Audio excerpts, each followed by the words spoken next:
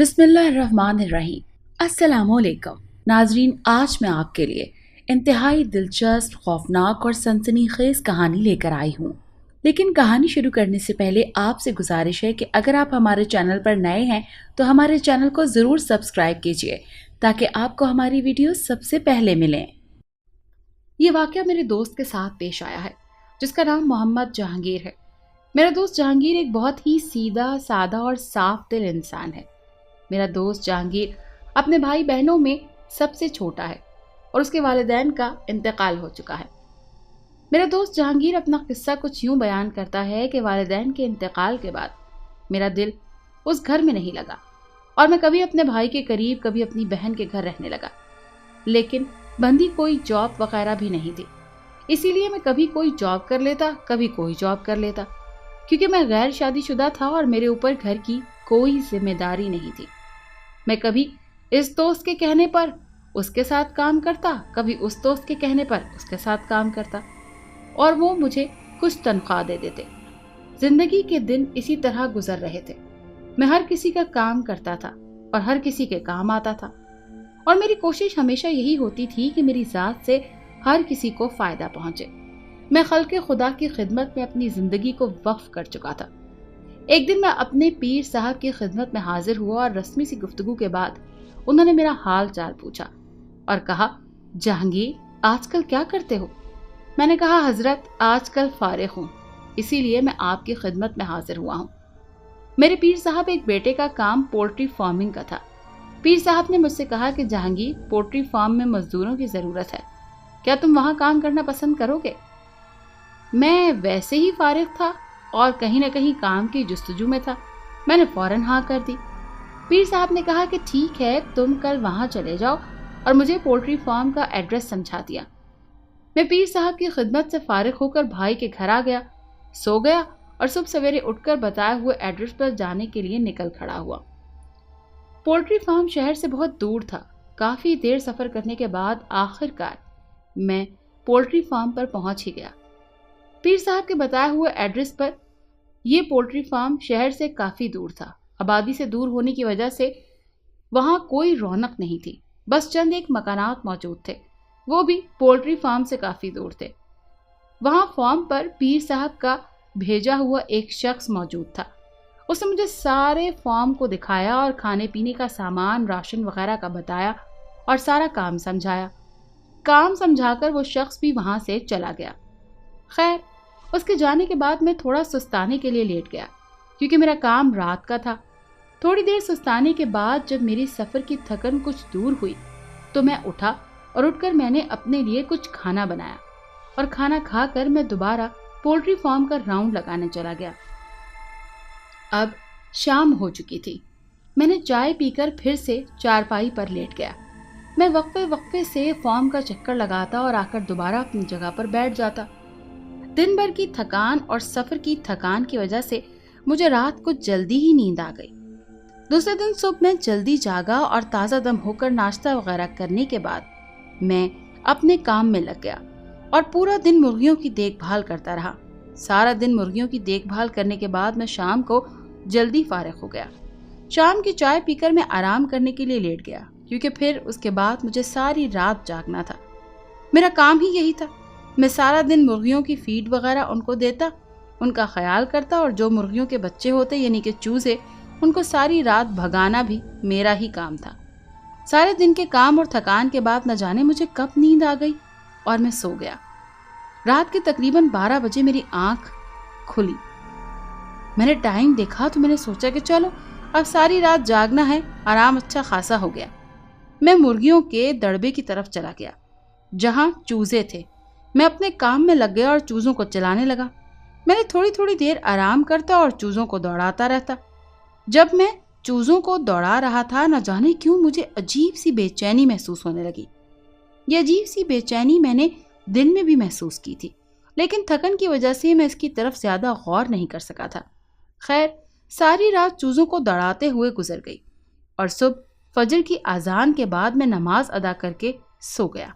सुबह 10 बजे के करीब मेरी आंख खुली और मैं फिर वैसे ही बेचैनी महसूस करने लगा। मैंने उसकी तरफ ज़्यादा ध्यान नहीं दिया और मैंने खड़े होकर ہاتھ منہ دھو کر ناشتہ کیا اور پھر میں نے اپنے کام پر جانا مناسب سمجھا، لیکن سارا دن مجھے یہ بے چینی محسوس ہوتی رہی۔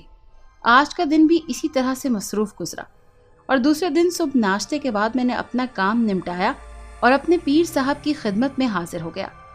سلام دعا کے بعد میں سوچ میں مبتلا تھا کہ بات کہاں سے شروع کروں، تو پیر صاحب نے مجھ سے پوچھا کہ جہانگیر، تم مجھے کچھ پریشان لگ رہے ہو، سب خیر تو ہے؟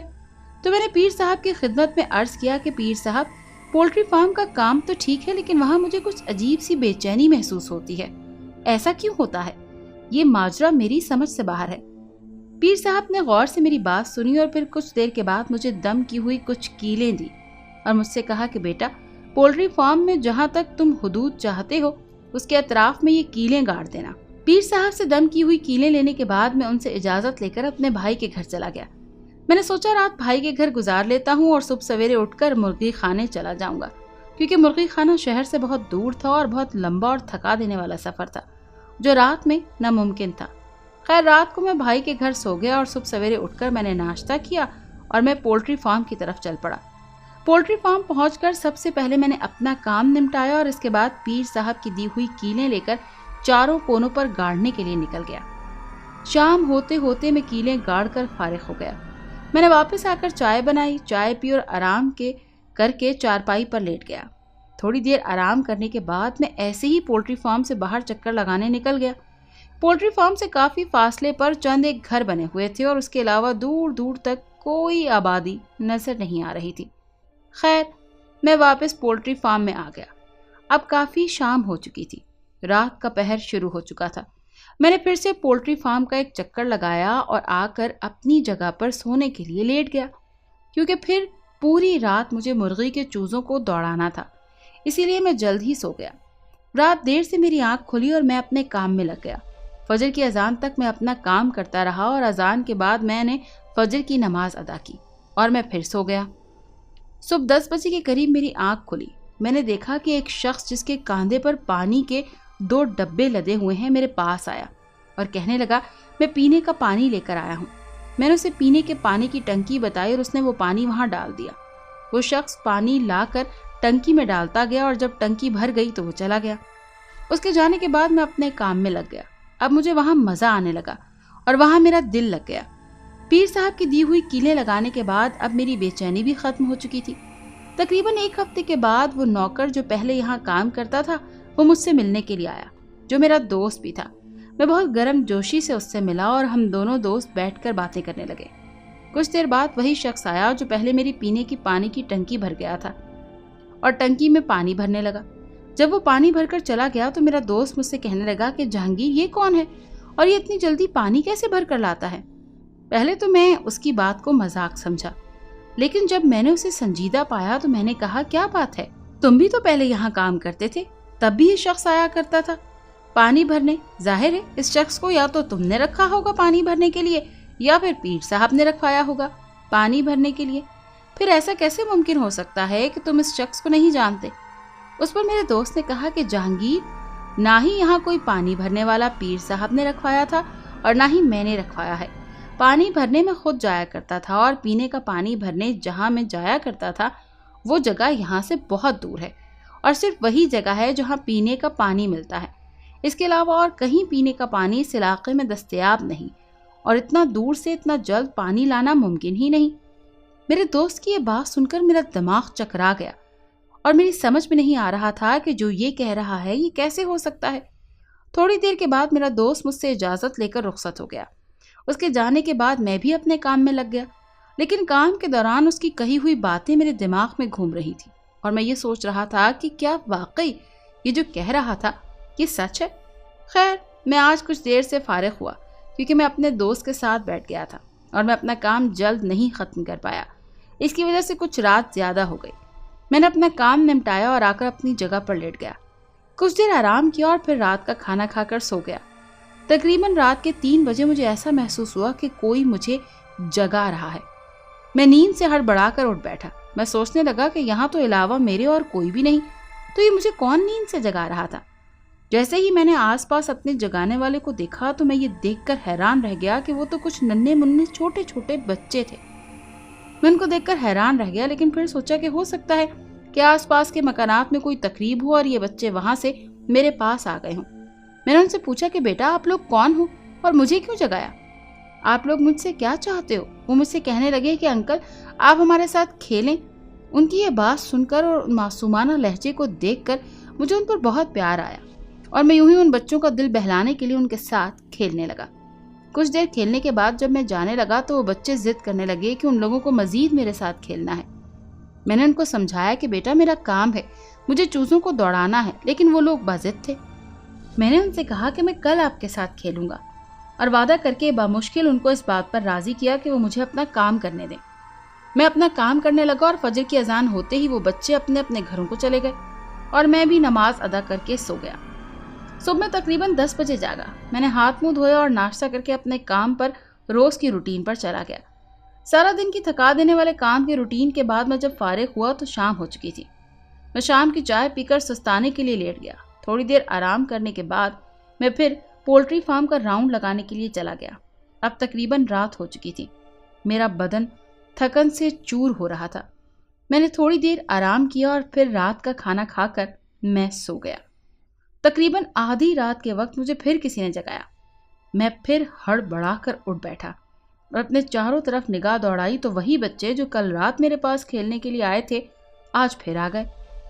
अब के उनको देखकर मैं बहुत हैरान हुआ और मैंने उनसे पूछा कि बेटा तुम लोग आज फिर, आपने फिर मुझे जगाया, क्या काम है, क्या चाहते हैं? वो लोग फिर मेरे साथ खेलने की जिद करने लगे। मैंने उनको फिर आज मना किया, लेकिन न जाने उनके लहजे में क्या कशिश थी। मैं ना चाहते हुए भी उनके साथ खेलने पर मजबूर हो गया। बीच बीच में मैं जाकर मुर्गियों के चूजों को दौड़ाने लगता। वो लोग फिर मेरा हाथ पकड़कर मुझे अपने साथ खेलने के लिए ले आते। इस तरह आज की रात फिर गुजर गई। फजर की अजान हुई तो वो बच्चे भी अपने घर जाने लगे और मैं भी थकन से चूर हो गया था। इसीलिए मैंने फटाफट फजर की नमाज अदा की और मैं सो गया। आज सुबह मैं थोड़ी देर से जागा। कल रात की वजह से अभी भी मेरा जिस्म दर्द से टूट रहा था। मैं बादले नखास्ता उठा और अपने लिए नाश्ता बनाया।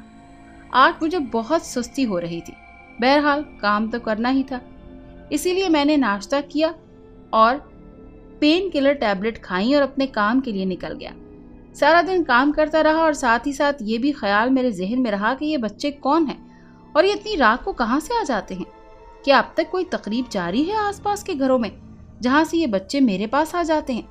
शाम को जब मैं थोड़ी देर आराम करने और चाय पीने के गर्ज से बैठा तो मैंने सोचा कि क्यों ना पोल्ट्री फार्म से बाहर निकलकर आसपास के घरों तक जाकर जायजा लिया जाए कि क्या वाकई वहां पर कोई तकरीब वगैरह हुई थी।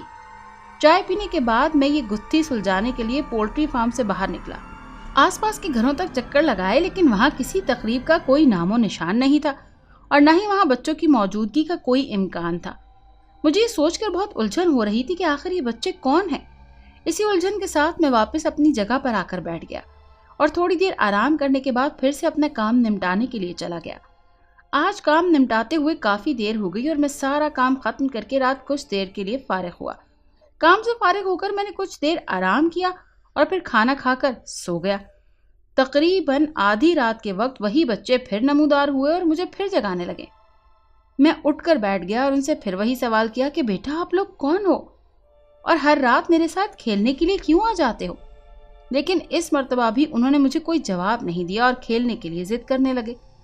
मैंने उनको समझाया कि बेटा मैं सारा दिन काम करके थक जाता हूँ और रात में भी मेरा काम होता है, मुझे मुर्गी के चूज़ों को दौड़ाना होता है, लिहाजा मैं आप लोगों के साथ रोज़ रोज़ नहीं खेल सकता। लेकिन वो लोग मुसलसल खेलने की जिद करते रहे। आखिर मैं थक हार कर उनके साथ खेलने पर राजी हो गया।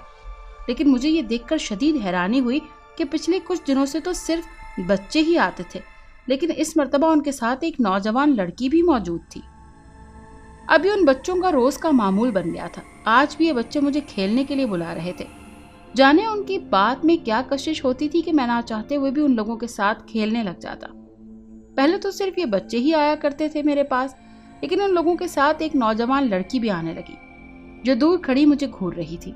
मैंने सोचा कि लड़की कौन है, मैं इससे जाकर बात करता हूँ कि तुम कौन हो, लेकिन मेरे कदम उसकी तरफ बढ़ ही नहीं रहे थे, जैसे किसी ने अनदेखी कुव्वत ने मेरे पैरों को जकड़ लिया हो। मैं उन बच्चों की वजह से बहुत परेशान था और अपने काम पर तवज्जो नहीं दे पा रहा था। सारी रात उन बच्चों के साथ खेलने में गुजर जाती اور جب وہ فجر کی اذان کے بعد جاتے تو میں نماز ادا کر کے سو جاتا۔ آج صبح جب میں جاگا تو ایک آدمی پیر صاحب کے پاس سے پیغام لے کر آیا کہ جہانگیر بھائی، پیر صاحب یہاں نعت خوانی کروانا چاہتے ہیں، لہٰذا آپ نعت خوانی کا انتظام کریں۔ ابھی کچھ اور لوگ بھی آ رہے ہیں آپ کی مدد کے لیے۔ پیر صاحب نے کہا کہ آپ سب مل کر یہاں پر تمام انتظامات کریں۔ میں نے پیر صاحب کا پیغام سننے کے بعد ناشتہ کیا اور اس آدمی کو سارا کام سمجھا کر میں نعت خوانی کے انتظامات کرنے چلا گیا۔ دوپہر تک کچھ اور بھی آ گئے اور ہم نے مل کر وہاں کی صفائی کی اور کناتیں وغیرہ لگا دیں۔ شام کو نعت خوانی تھی۔ میں نے آس پاس کے گھر والوں کو بھی نعت خوانی میں شرکت کی دعوت دی۔ شام سے پہلے پیر صاحب اپنی بیوی بچوں کے ساتھ وہاں آ گئے اور ان کی پوری فیملی ممبرز اور ان کے بہت سے چاہنے والوں کے ساتھ تشریف لے آئے۔ تقریباً شام 4 بجے ہم نے نعت خوانی کی محفل سجائی۔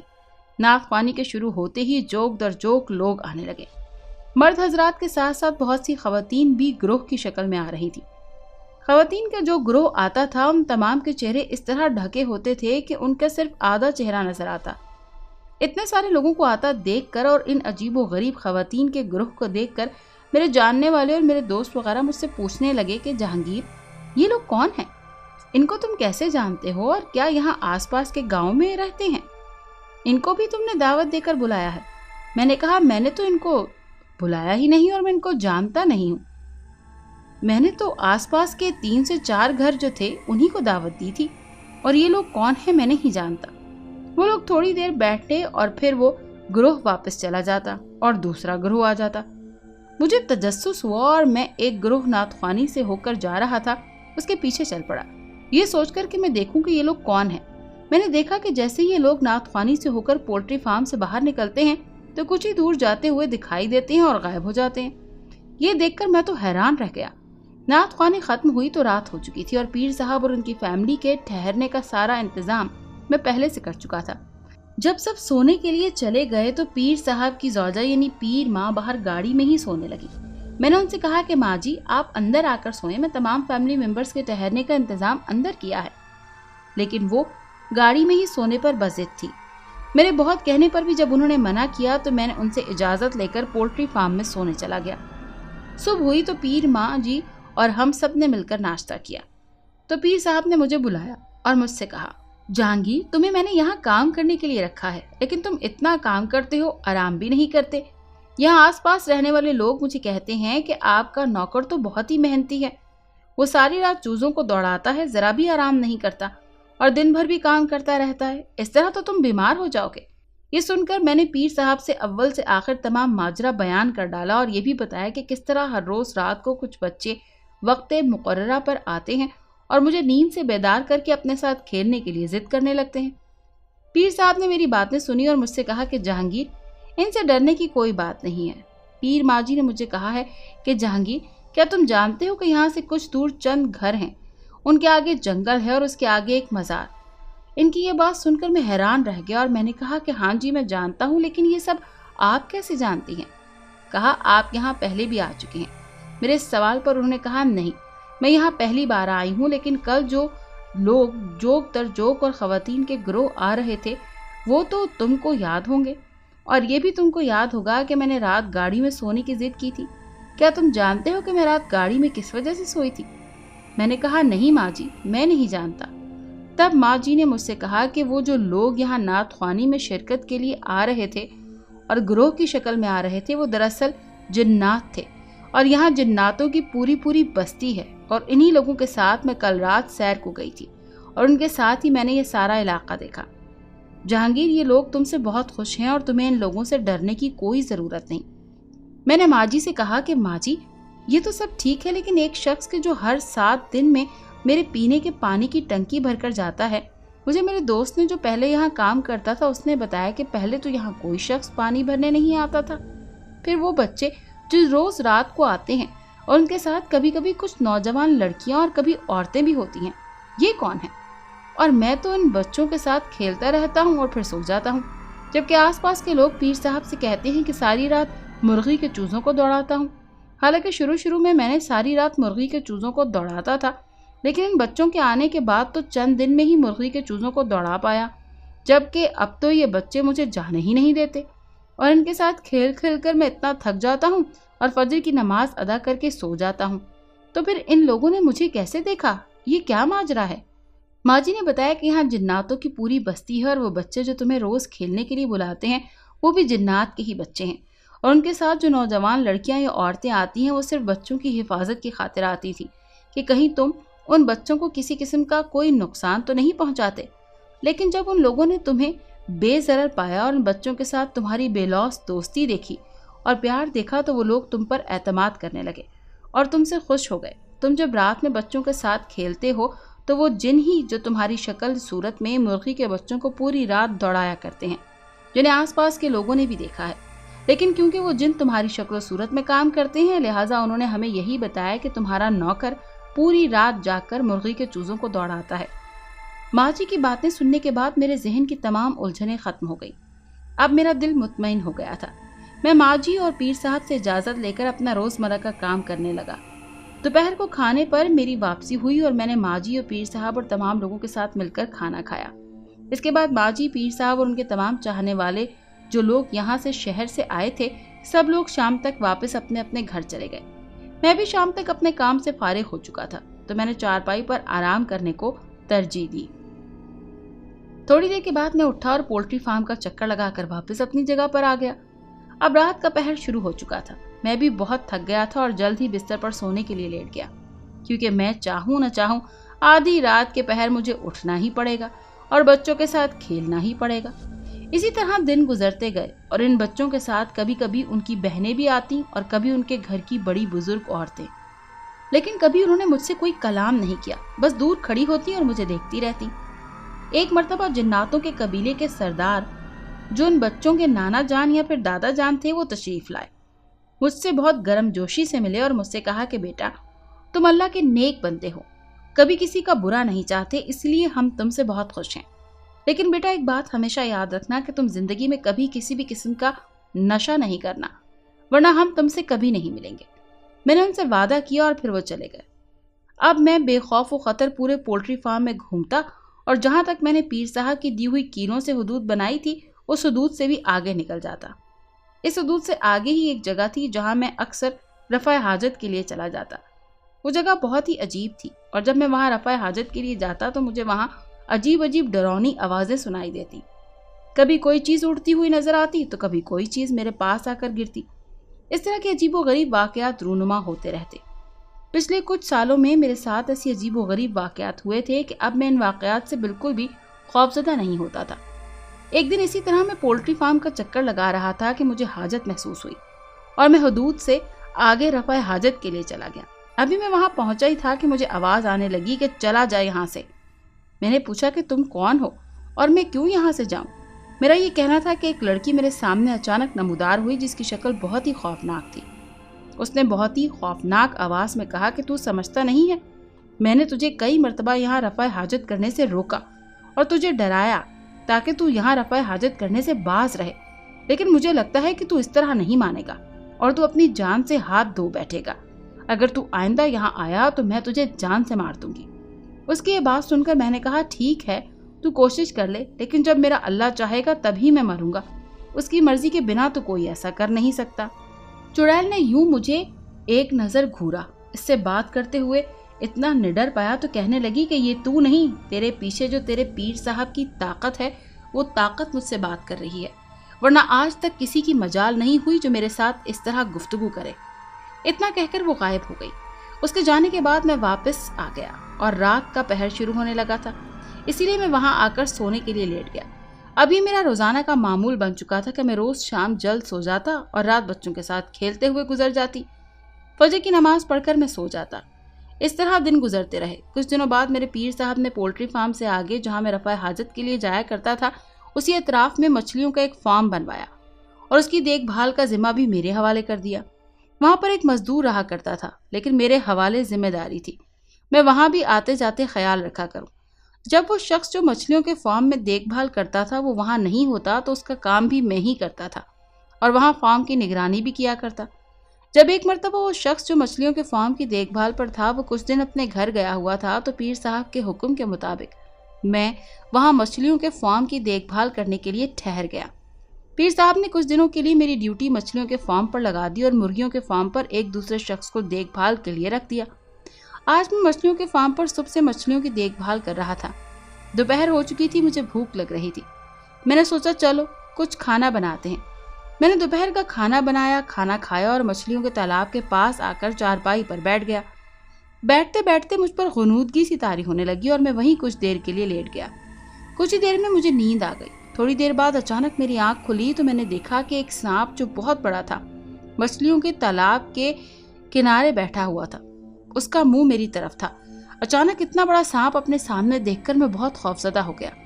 خوف کے مارے میں دم سادے وہیں بیٹھا رہا۔ اس سے پہلے کہ میرے حواس کچھ بحال ہوتے، سانپ مجھے جاگا ہوا دیکھ کر بنا کسی قسم کے نقصان پہنچائے وہاں سے چلا گیا۔ جب میرے حواس کچھ بحال ہوئے تو کچھ دیر تو یہ واقعہ میرے ذہن پر سوار رہا، لیکن پھر میں نے اپنے ذہن سے اس خیال اور وہم سمجھ کر جھٹک دیا اور مچھلی فارم کا چکر لگا کر پولٹری فارم کی طرف چکر لگانے نکل گیا۔ آدھے گھنٹے بعد میں وہاں واپسی ہوئی۔ پھر جب تک میں جاگتا رہا اس سانپ کو میں نے وہاں نہیں دیکھا۔ اب رات ہو چکی تھی، میں سونے کے لیے لیٹ گیا۔ دوسری صبح میں بہت حشاش بشاش جاگا اور کل کا واقعہ میرے ذہن سے بالکل ہٹ گیا تھا۔ وہ ناشتہ وغیرہ کر کے اپنے کام پر لگ گیا۔ میں دوبارہ دوپہر کو کام سے فارغ ہوا، پھر میں نے اپنے لیے کچھ کھانا وغیرہ بنایا۔ کھانا کھا کر میں تھوڑی دیر کو پھر سو گیا۔ تقریباً 4 بجے میری آنکھ کھلی۔ شام 4 بجے میری آنکھ کھلی۔ جیسے ہی میں نیند سے جاگا میں نے پھر اپنے سامنے وہی کل والا سانپ دیکھا۔ وہ سانپ پھر میرے جاگتے ہی وہاں سے چلا گیا۔ اس کی نقل و حرکت دیکھ کر ایسا لگ رہا تھا جیسے وہ وہاں میری حفاظت کے لیے بیٹھا ہو۔ اب کہ میں بہت حیران ہوا اور اس طرح کسی کیفیت میں اس کے پیچھے چلا گیا، لیکن نہ جانے وہ سانپ میری نظروں سے کہاں اوجھل ہو گیا۔ میں یہاں وہاں تلاش کرنے لگا کہ دیکھوں کہ سانپ کس طرف گیا ہے، مگر بے سود۔ خیر کافی دیر ادھر ادھر بھٹکنے کے بعد میں واپس جانے لگا۔ راستے میں مجھے حاجت محسوس ہوئی۔ میں مچھلی فارم سے تھوڑی ہی دور پر تھا کہ میں نے وہیں رفع حاجت کے لیے چلا گیا، جہاں میں اکثر پولٹری فارم کی حدود سے باہر راؤنڈ لگاتے ہوئے نکل جاتا۔ جیسے ہی میں رفع حاجت کے لیے رکا، پھر سے مجھے خوفناک آوازیں سنائی دینے لگیں اور چیزیں یہاں وہاں ہوا میں اڑنے لگیں۔ میں بنا خوف کے رفع حاجت سے فارغ ہوا تو وہی ڈراؤنی شکل والی عورت جو پہلے مجھے دھمکی دے چکی تھی پھر میرے سامنے آ گئی اور مجھ سے کہنے لگی کہ تو آج پھر آ گیا۔ میں نے کہا ہاں، میں تو یہاں رفع حاجت کے لیے آتا ہوں اور آتا رہوں گا۔ تم کون ہو اور کیوں مجھے یہاں سے رفع حاجت کرنے سے روکنا چاہتی ہو؟ وہ مسکرانے لگی اور کہنے لگی کہ تو بہت نڈر اور بہادر ہے اور ساتھ ہی تیرے پیچھے تیرے پیر صاحب کا ہاتھ ہے، اسی لیے تو اتنی پوچھنے کی ہمت کر گیا۔ اب تو نے پوچھا ہے تو میں اپنی کہانی بتاتی ہوں۔ میں ایک ہندو کی لڑکی ہوں اور آج سے بہت سال پہلے یہاں سے بہت ہی دور ایک گاؤں میں رہا کرتی تھی۔ وہیں پاس میں ایک اور گاؤں تھا اور اس گاؤں کے لوگوں میں اور ہمارے لوگوں میں بہت دشمنی تھی۔ دونوں گاؤں والے ایک دوسرے کو آنکھ بھر کر اٹھا کر دیکھنا گوارا نہیں کرتے تھے اور میری قسمت دیکھو کہ وہیں کے ایک نوجوان سے مجھے عشق ہو گیا۔ میں بھی بلا کی خوبصورت تھی اور وہ نوجوان بھی مجھے بہت چاہتا تھا۔ نہ جانے کیسے اس بات کی خبر گاؤں والوں کو پڑی۔ سارے گاؤں والے ہم دونوں کی جان کے دشمن بن گئے۔ آخر ایک رات ہم دونوں ان گاؤں والوں سے جان بچا کر وہاں سے بھاگ نکلے اور یہاں آ پہنچے۔ یہ بات تب کی ہے جب یہاں دور دور تک ویرانہ تھا، نہ آدم کی ذات۔ ہم کو یہ جگہ ٹھیک لگی اور ہم یہاں اپنی چھوٹی سی دنیا بسا کر رہنے لگے، لیکن قسمت کو شاید کچھ اور ہی منظور تھا۔ ہم دونوں کے گاؤں والوں کو ہماری یہاں موجودگی کا علم ہو گیا اور ان ظالموں نے ہم دونوں کو قتل کر کے یہیں دفن کر دیا۔ تب سے آج تک میری روح یہاں بھٹک رہی ہے۔ اس کی کہانی سن کر مجھے بہت دکھ ہوا اور میں نے اس سے پوچھا کہ تمہاری نجات کا کیا ذریعہ ہے؟ اگر میں تمہیں کوئی مدد کر سکوں تو مجھے بڑی خوشی ہوگی۔ وہ مجھے کچھ دیر پتھرائی ہوئی نظروں سے دیکھتی رہی، پھر کچھ دیر بعد بولی، اگر کوئی ہندو ریتی رواج کے مطابق میرا کریا کرم کر دے تو مجھے مکتی مل جائے گی۔ میں نے کہا کہ میں یہاں کے رہنے والے لوگوں سے کہوں گا کہ وہ کسی کے ساتھ تمہارا کریا کرم کروا دیں۔ وہ مجھے اس طرح دیکھ رہی تھی جیسے میرا شکریہ ادا کر رہی ہو اور پھر وہ غائب ہو گئی۔ میں بھی واپس مچھلی فارم پر چلا گیا۔ اب رات ہو چکی تھی۔ میں تھوڑا بہت کھانا کھا کر دوبارہ سو گیا۔ جلدی مجھے نیند آ گئی۔ صبح جب میں جاگا تو وہ نوکر جو پہلے یہاں کام کرتا تھا وہ واپس آ گیا۔ میں نے ہاتھ منہ دھویا، ناشتہ کیا اور اس کا کام دوبارہ اس کے حوالے کر کے میں پیر صاحب کے حکم کے مطابق دوبارہ پولٹری فارم پر آ گیا۔ پولٹری فارم پر آ کر سب سے پہلے میں نے آس پاس کے لوگوں سے اس لڑکی کے بارے میں پوچھا کہ فلاں فلاں گاؤں کے لوگوں کے ساتھ یہ واقعہ ہوا تھا اور اب اس کی روح بھٹک رہی ہے۔ وہ لوگوں نے کہا ہاں یہاں یہ واقعہ ہوا تھا اور ہمارے باپ دادا یہ قصہ بھی ہمیں سنایا کرتے ہیں، لیکن تم یہ سب کیسے جانتے ہو؟ میں نے ان کو ساری کہانی سنا دی اور کہا کہ آپ لوگ کسی طرح ہندو ریتی رواج کے مطابق اس کا کریا کرم کروا دیجیے تاکہ اس روح کو مکتی مل جائے۔ لیکن وہ لوگ بجائے اس کے کہ اس روح کا کریا کرم کرواتے، وہ لوگ مجھ سے ہی خوف کھانے لگے۔ وہ لوگ میرے پیر صاحب سے کہنے لگے کہ تمہارا آدمی پتہ نہیں کیا ہے، یہ آدمی تو سالوں پہلے کی باتیں بتا رہا ہے، کہیں یہ کوئی جن تو نہیں۔ خیر، ان لوگوں نے اس کا کریا کرم نہیں کیا اور میرا بھی یہاں پولٹری فارم میں کام ختم ہو چکا تھا، لہذا پیر صاحب کے حکم کے مطابق میں واپس شہر آ گیا۔ کچھ ٹائم بعد وہ جنات کا سردار میرے گھر تشریف لائے اور مجھے باقاعدہ شادی میں آنے کی دعوت دی۔ میں نے یہ بات پیر صاحب کو بتائی اور پیر صاحب نے مجھے اجازت دے دی کہ جہانگیر، تم بے خوف و خطر ہو کر شادی میں جا سکتے ہو، تمہیں ڈرنے کی کوئی ضرورت نہیں۔ لیکن پتہ نہیں کیوں میرا دل نہیں چاہ رہا تھا، اسی لیے میں شادی میں شرکت نہ کر سکا۔ پھر ایک گاؤں کے وڈیرے کی بیٹی کی شادی تھی، جانے کا اتفاق ہوا، جہاں میرے دوستوں نے دھوکے سے مجھے شراب پلا دی، حالانکہ میں کبھی کوئی نشہ نہیں کرتا اور نہ ہی کسی قسم کے نشے کی مجھے عادت تھی۔ دوستوں کے دھوکے سے شراب پلانے کی وجہ سے میرا جناتوں کے ساتھ رابطہ مکمل طور پر ختم ہو گیا، کیونکہ جناتوں کے سردار نے مجھے کسی قسم کے بھی نشہ کرنے سے منع کیا تھا اور کہا تھا کہ اگر کبھی تم نے کسی بھی قسم کا کوئی بھی نشہ کیا تو ہم تم سے کبھی نہیں ملیں گے، ہمارا اور تمہارا تعلق ٹوٹ جائے گا۔ میں آج بھی پیر صاحب کی خدمت میں حاضر ہوتا ہوں اور آج بھی لوگوں کے اسی طرح کے کام کرتا ہوں، لیکن اب میرا جناتوں سے رابطہ مکمل طور۔ اگر آپ کو یہ کہانی اچھی لگی ہے تو اس ویڈیو کو لائک کیجیے اور اس طرح کی مزید ویڈیوز دیکھنے کے لیے ہمارے چینل کو سبسکرائب کیجیے۔ اور ہاں، اگر آپ کے کسی دوست، رشتہ دار یا بہن کے ساتھ خدا نہ کرے ایسا کوئی واقعہ پیش آیا ہے تو ہمیں کامنٹ سیکشن میں اس کے بارے میں ضرور بتائیے۔